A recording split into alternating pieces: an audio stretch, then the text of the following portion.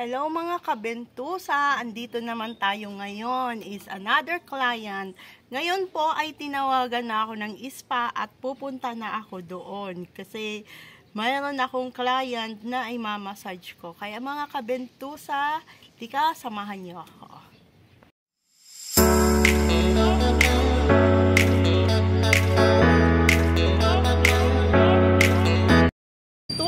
At paumpisa na ako magmamassage dito. Kaya tinatawagan na ako ng owner ng spa.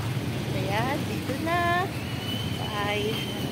Mga kabentusa, at dito ako nagtatrabaho. Kaya pasok na ako dito mga kabentusa. Dito na.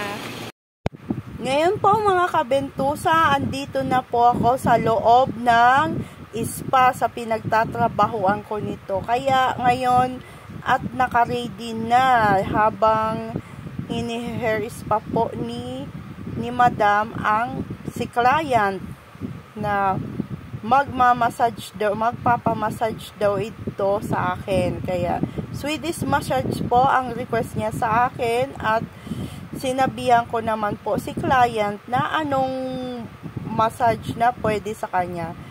Soft, moderate, hard, and strong massage. Kaya, ang choose po niya, ni client ay Swedish massage is moderate massage po.